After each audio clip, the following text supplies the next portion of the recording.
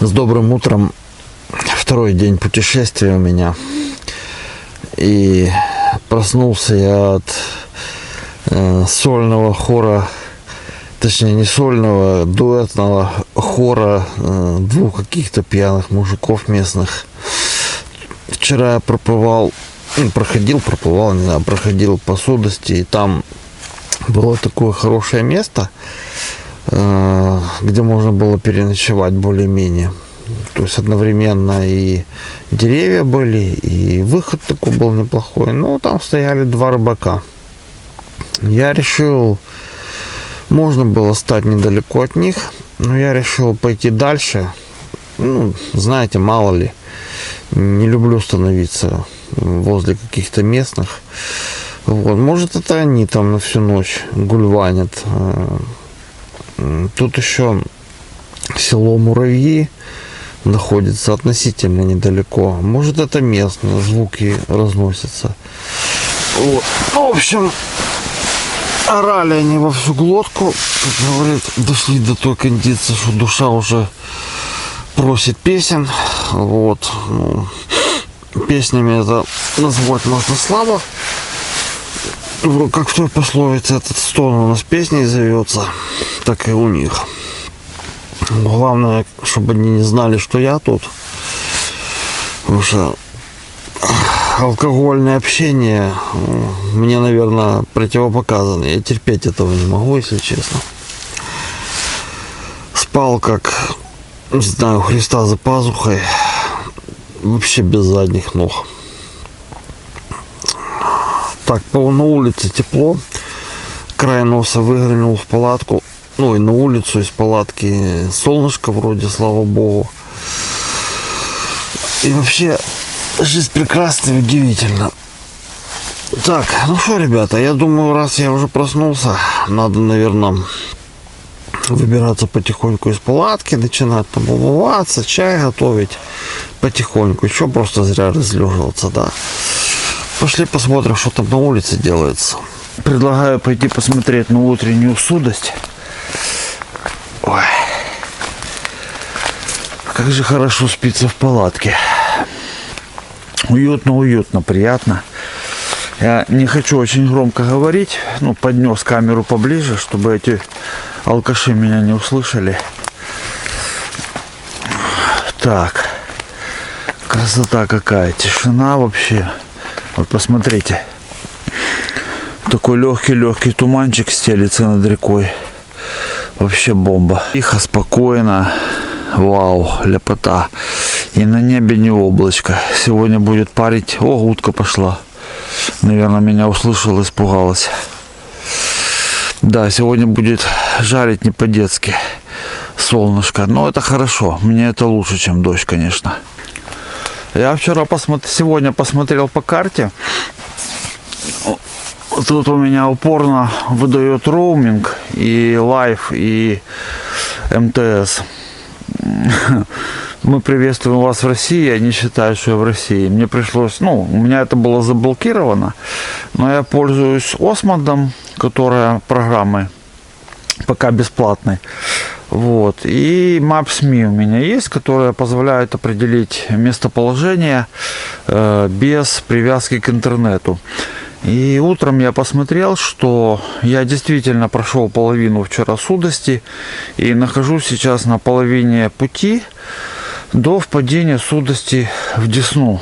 Ну, вчера я шел 2 часа. То есть я так думаю, что сегодня, наверное, я уже войду в Десну и даже пойду вниз по Десне. Вот так вот. Время 7:24. Я полностью собран. Позавтракал остатками вкусняшек. Сегодня на завтрак был творожок с яблочком и с медом. Я всегда, когда иду в поход, так поступаю. Беру какие-то вкусняшки, где-то дня 3 их подъедаю, а потом уже перехожу там на сушку и на все такое прочее. Ну и кроме того, готовить приятно где-то на стоянке, а не тогда, когда ты уставший. Так, ну что, ребята, чек-лист. Проверяем, ничего ли не забыли.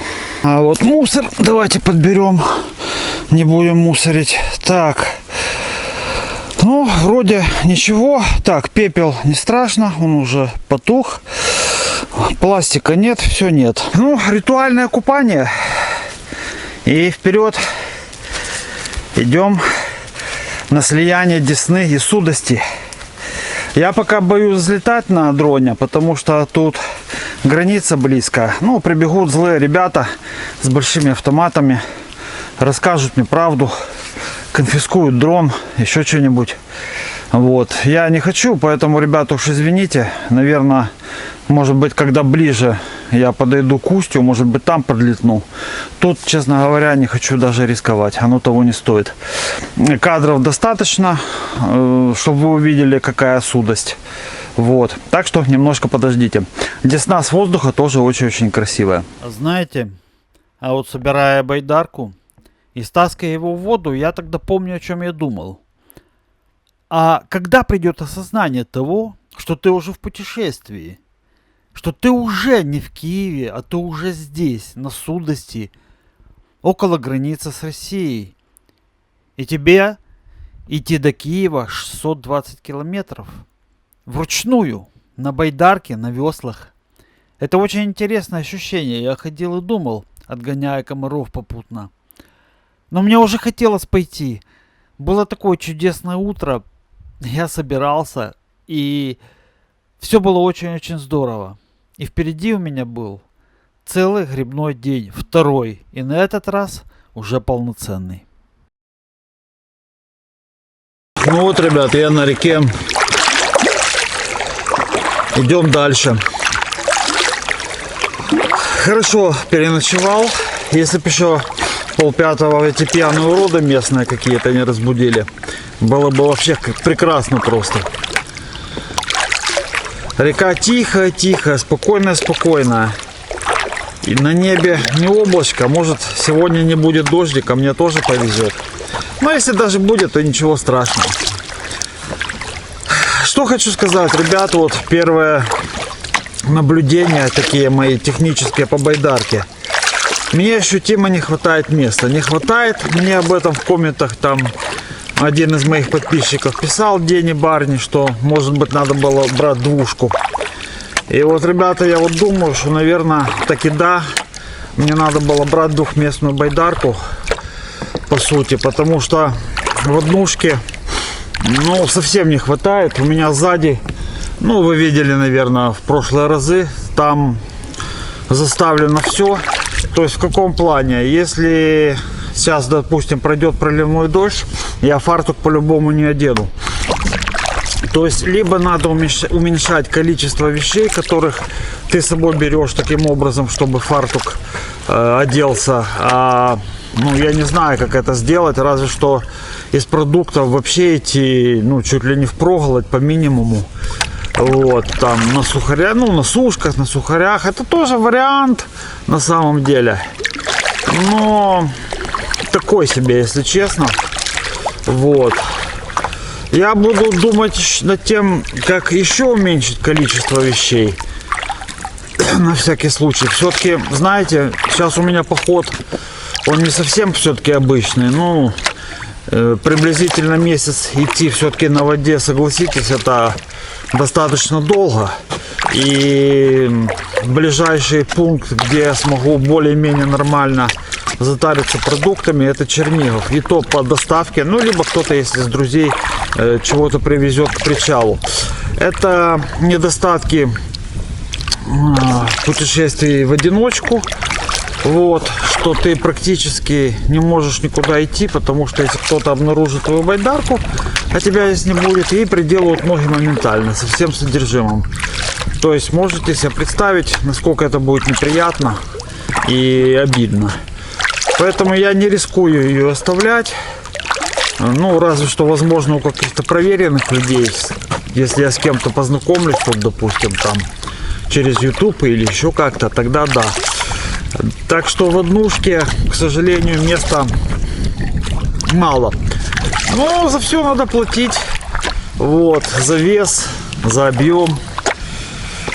Все относительно. Ну и опять же, буду идти продукты будут уменьшаться, и, возможно, это я сейчас, знаете, так думаю, когда второй день путешествия, у меня еще вкусняшки там тяжелые какие-то есть. Одна банка овощных консервов в стекле, которая весит немерено. И я такой думаю, вау, может действительно как бы зря я вот так вот. Там у меня впереди за камерой полотенчика, я вот думаю, не улети, я его сушиться повесил, и оно от порыва ветров так подозрительно приподнялось. Вот я и думаю, не буду ли я его сейчас ловить где-нибудь в реке, что оно ничем не прижато. Вообще, ребята, класс, посмотрите, какая бомба, тишина, утро, ни звука, только мерный плеск волн от весел. Такой медитативный, знаете. И у меня сегодня целый холодовой день. Блин, класс, ребята, я реально просто счастлив. Покупайте байдарку, ходите в походы, потому что, ребята, на самом деле, вы знаете, это такая, ну, мысль, может, жизненная, она перетекает в те какие-то действия, которые мы с вами делаем по жизни, да, вот. И все рано или поздно, мне 57, ребята, вам тоже будет 57, поверьте, а потом и 60. И чтобы потом не жалеть и не думать, блин, какой я был идиот или идиотка, не ходил, не занимался спортом, брюхо распустил. Начинайте сейчас этим заниматься. Вот пока еще не поздно. И тогда, поймите, вы с собой и я с собой. На тот свет ничего не заберем. Мы как голые приходим, так голые уходим. И вся вот эта мишура, успешный успех, очень часто семейные ценности, это вообще ничего не стоит. На самом деле, единственные две важные вещи, которые важны для человека, это здоровье и хорошее настроение. Естественно, женщины со мной категорически не согласятся, потому что то, что я говорю, это противно самой женской природе. Свить гнездо, вот, и, значит, вот в этом гнезде сидеть. Но мужчина — это совершенно другое дело, понимаете? И я всегда говорю, что да, любовь существует, все существует. Я не хочу в эту тему углубляться, вот, потому что речь-то не о любви, а речь о походах. Понимаете, когда мужик здоровый, веселый, сильный, хороший в постели, он нужен будет любой нормальной женщине. И если у него есть деньги, то за ним будет настоящая женская охота сейчас. А если вы больной, хромой, пьете пиво литрами, не следите за собой, ну, вы нужны будете бабе только до тех пор, пока вы носите бабки. Все. Как только у вас начнутся проблемы, вам аривидерчи помашут ручкой и уйдут к более успешному успеху очередному. Ну и мотивируют это, естественно, как это женщины умеют, чем угодно, они же умеют извернуть все так, извратить, что мы сами с вами иногда диву даемся, вот, как женщина из белого делает черное и наоборот. Такая природа, ребята. Поэтому, чтобы быть в 60 forever young, в 60 вечно молод, да, нужно к этому прикладывать какие-то усилия. Через не хочу. Часто через не хочу. Но оно приносит свои плоды. Блин, мое полотенце все-таки сейчас улетит. Давайте, ребята, я его, наверное, заберу, а потом включусь. Так, полотенчика поправил. Надеюсь, останется на месте. Ну, если ничего, оно у меня флисовое такое. В команде X купил такое дорогое, но оно мне так понравилось. Я часто пользуюсь полотенцем, когда купаюсь. И поэтому купил себе хорошее, нормальное туристическое полотенце. Кстати, сейчас покажу. У меня тут чехольчик от него. О, ребят, зацените. Вот это фирменный чехольчик от полотенчика, да? Правда класс? Так, все. Перестаю грести, и меня разворачивает. Знаете, я сегодня решил, что буду грести медленно-медленно, чтобы вот насладиться природой судости в полной мере, не спеша, лениво.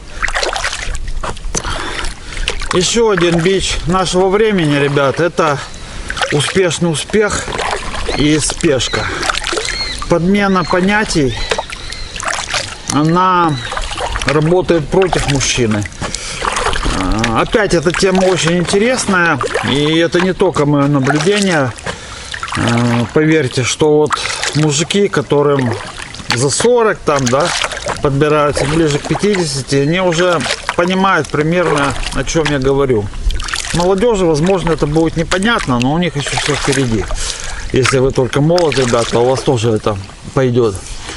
То есть наша жизнь, она за последние 100 лет стала стремительной. Ребята, а хорошо ли это?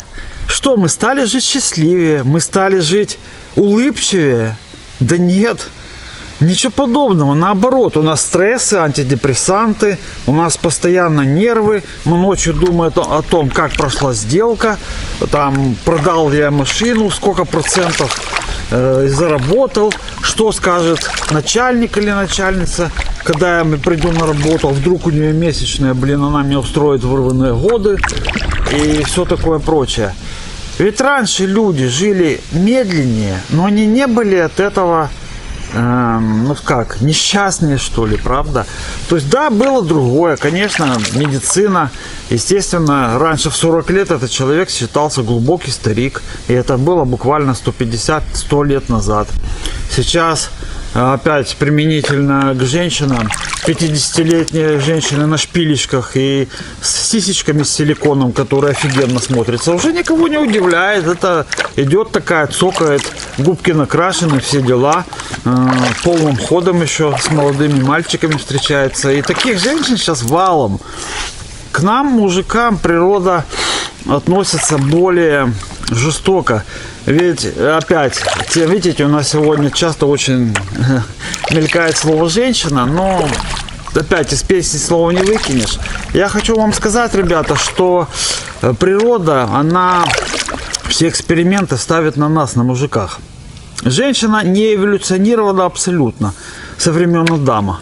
А мы подвергаемся эволюции, все свои эксперименты природа проводит на нас. И в результате мы воюем, мы больше пьем, мы на самом деле подвержены больше стрессам, чем женщины. У нас ниже болевой порог, у женщин он намного выше. И, собственно говоря, как мужчине вот сейчас быть в 60 вечно молодым, когда вокруг все против него. На самом деле, ребята, действительно так.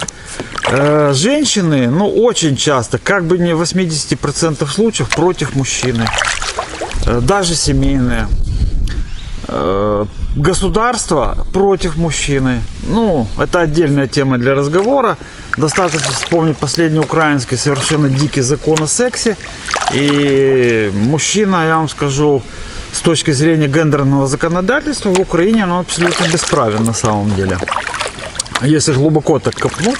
Вот. Дальше. Что еще? Курение часто. Сейчас надо сказать, быть честным, что женщины сейчас все тоже больше курят, айкосы эти дебильные и все прочее. Но все равно. И, соответственно, понимаете, я когда-то, когда пришел, обо всем этом начал думать, и плюс мой определенный тоже, скажем так, печальный определенный семейный опыт, первый, да, я начал задумываться, начал читать книги. Вот мне попался Оши, это индийский философ, я не совсем с ним согласен.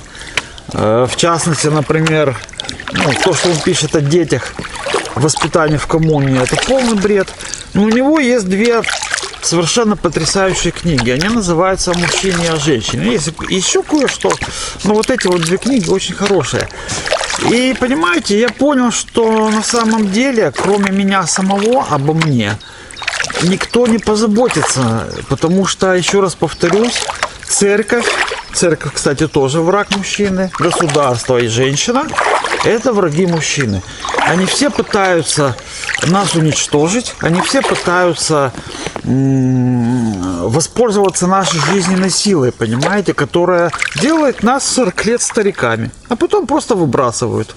Женщины на свалку просто, церковь, ну, понятно, христианская церковь, это вообще импотентная сейчас бизнес-организация, которая даже слова уважения никакого не стоит. Государство, ну, с этим все понятно и без слов. У нас в Украине и так его, по сути, нету, а что уже говорить там о каких-то правах мужчины и так далее. Вот. И вот этот мой спич, ребят, был к тому, что я вас всех призываю быть в 60 Forever Young, делать как я, плевать на всех, покупать байдарку. Вас жена не пускает, значит, у вас не должно быть такой жены, ребята. Если она вас не пускает в походы на байдарках, у вас не должно быть такой жены. Это значит, она вас не любит, не хочет, чтобы вы были здоровы и хочет воспользоваться вашим здоровьем, понимаете? А как это вдруг он пойдет? Правда. Что, извините. Видите, правду говорю. Солнышко в глаз попало. Ой, как красиво вокруг. Да, и вот как это он на байдарке, вместо того, чтобы работать и купить мне еще одну шубу или там новый iPhone. А когда у подруги есть, у меня вот 5 лежат уже, но они старые, мне надо 6. Посылайте их, ну вы поняли куда, ребят, да, я человек вежливый, не хочу ругаться, в пешее сексуальное эротическое путешествие куда-нибудь подальше. Вот. И идите в поход.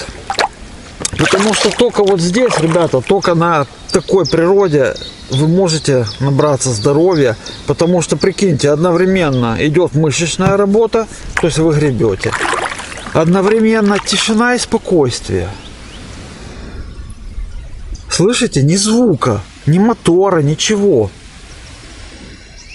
Только плавно идет лодка по воде. Вот это и есть счастье. Ну, для меня, конечно.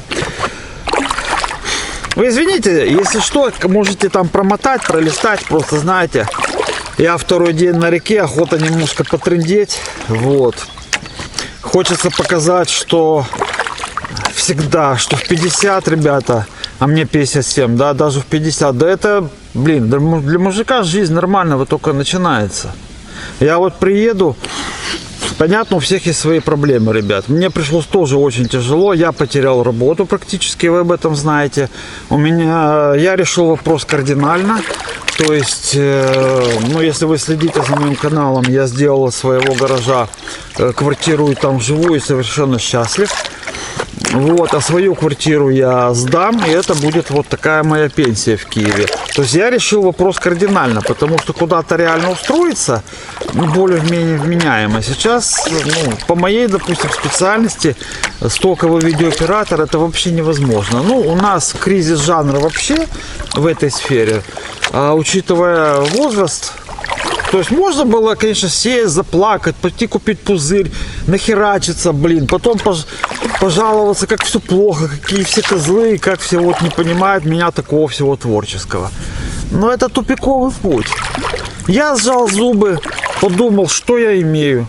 Решил вопрос из того, что я имею, достаточно таким неплохим образом. И несмотря ни на что, я купил байдарку, и я здесь. Вот, ребята, результат, понимаете? Ну вот, ребята, заходим в Десну. Сзади Судось, впереди Десна.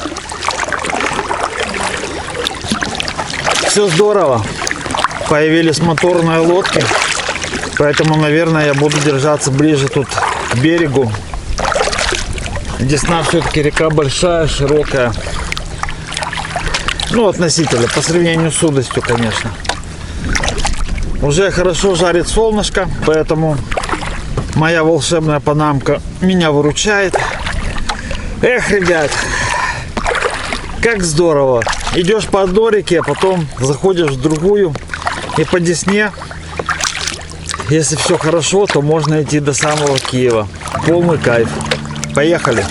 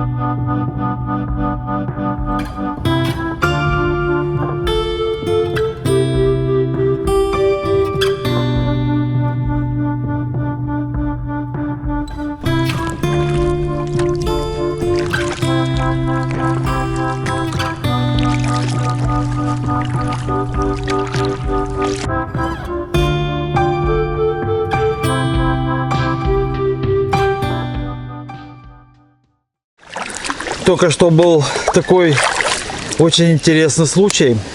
Иду я себе по реке и смотрю, стоит такая, ну, баржа, не баржа, паром крытый. Мужики сплавляются и сидят, завтракают. Меня увидели, типа, о, привет, ты типа с России? Да я говорю, нет, с Киева. Вот, а, говорит, думал, ты с России, чтобы ты рассказал нам, как там живете. Ну, говорю, не расскажу, потому что я киевлянин.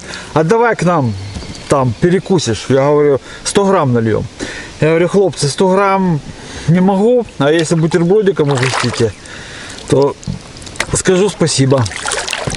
Ну, в общем, дело бутербродом, ребята, не закончилось. То есть меня накормили налистниками, там, колбасой. Ребята, мне дали с собой в подарок, прикиньте, если... сейчас покажу. Вот, смотрите, дали с собой офигенную колбасу, вроде как, и кусок красной рыбы, вяленой красной рыбы. Посмотрите, какая прелесть. Ребята, я просто в шоке, вы знаете. Настолько приятно. Вот, ну, расспросили, что, откуда, сколько берет. Я когда катался на мотоцикле, это у нас называлось скільки жре, скільки пре. Ну, подходят по мотоциклу. О, там, який расход, там все такое. Блин, какой класс. Даже дело не в еде. У меня есть что пожрать. Я вам скажу больше. Я так смотрю, как бы я на этом пайке, что я с собой набрал с дуру, как бы я до Киева еще не дошел. Потому что еды у меня явный переизбыток, и в будущем надо будет однозначно пайку, наверное, уменьшать. Дело вот, ну, видят люди, кушают, все, сидят, плывет турист. Ты, говорит, заходи, парень, накормили меня. Ну, единственное, борщ там был чуть-чуть прокисший. Я говорю, хлопцы, лучше я кушать не буду, потому что, ну, мало ли какая ситуация. Да, конечно, вот рыбки возьми, вот колбаски возьми, вот сало возьми. Блин, я, извиняюсь, нажрался как сволочь. Ну, не потому что там на халяву, просто все вкусно. Чаем запил, говорю, ребята, огромное спасибо, все. И они вот дальше идут по реке вниз, и говорю, может, еще где-то встретимся. Так что вот так, видите, какие люди. Приятно очень. Моя байдарка медленно шла вперед. Я греб совершенно не спеша, впитывая в себя каждую частичку этого путешествия. Смотря на небо, слава богу, наладилась погода, и я мог наслаждаться абсолютно красивыми облаками. Ветер небольшой, но река была гладкая. А можно смотреть по сторонам и видеть разные берега Десны. Один высокий, ласточки, наблюдая, как они выныривают, или стрижи, я не знаю, кто это, из своих нор туда-сюда, туда-сюда. Можно смотреть вперед, можно грести, а можно просто любоваться красивыми холмами и небом. Но время идет вперед, и уже наступила вторая половина дня, и потихоньку я начал искать место под ночлег. Там вон впереди такой офигенный лес справа. И время уже 15:00. Но дело даже не во времени, а в том, что я уже гребу практически 7-й час сегодня. Для, ну, реально первого ходового дня, ну, судость я не считаю. Мне кажется, это немножко уже не то что многовато, но близко к этому. И вот как раз будет еще полдня, чтобы собраться хорошо, переложить еще вещи, вдумчиво приготовить кушать. И вот очень мне этот лесок нравится справа. А вот и полянка там есть. Попробую-ка я сейчас туда пристать и поискать какое-то место для такой полудневочки, что ли. Вроде нету и следов людей, пока нету, да? Смотрю. Так.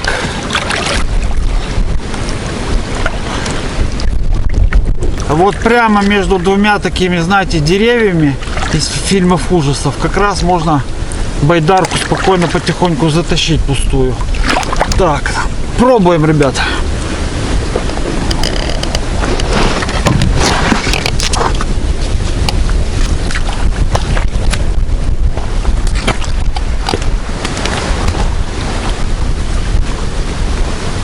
Единственное, конечно, блин, проваливаешься тут под самые помидоры. Неудобно.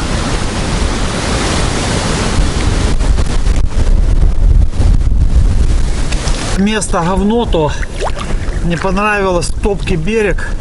Фиг покупаешься.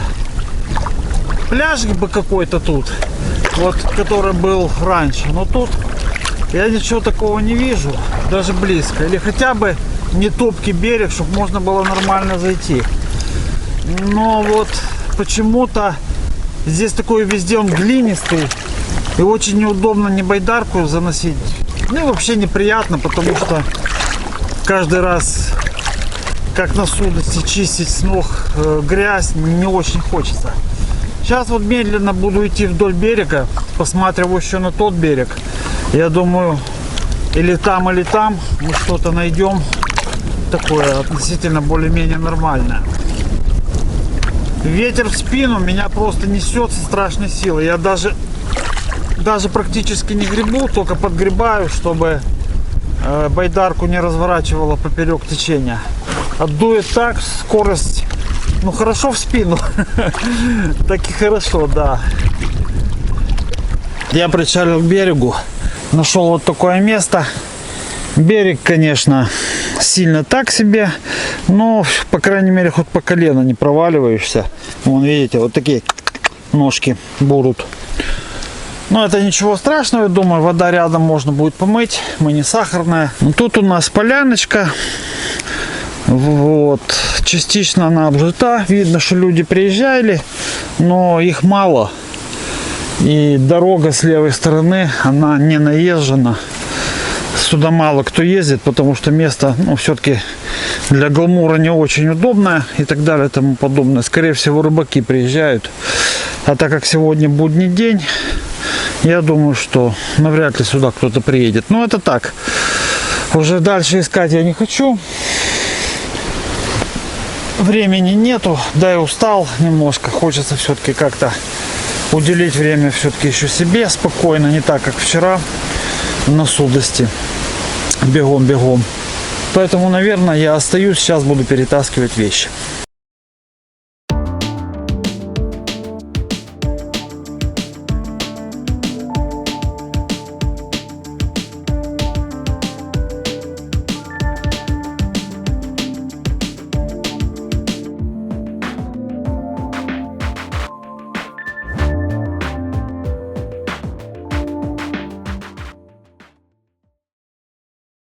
Разбив лагерь, я приготовил нехитрый ужин и сел поужинать. Было очень вкусно и спокойно.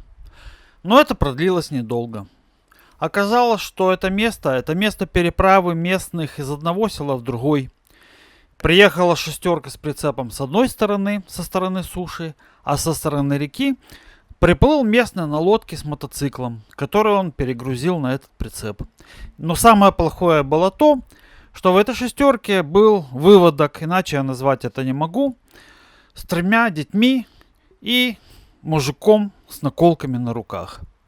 Но вообще мой внешний вид не располагает к тому, что я ботан. Поэтому все прошло тихо, нормально и спокойно. Мне даже предложили выпить, на что я, естественно, отказался. Общались мы абсолютно спокойно, но как назло они не уходили. То они покупались, то они поймали щуку и начали обсуждать. Это все было буквально рядом со мной. И уехали они только ближе к 9 часам вечера. Вечер был абсолютно испорчен. Но тем не менее, одна интересная штука мне запомнилась. Это их разговор, очень показательный, любопытный, о котором я вам расскажу завтра. Я продолжил ужин, лег спать, предварительно набросав вокруг сухих веток и поставив сигнализацию. Но все прошло хорошо. Но это уже будет следующая серия. До свидания.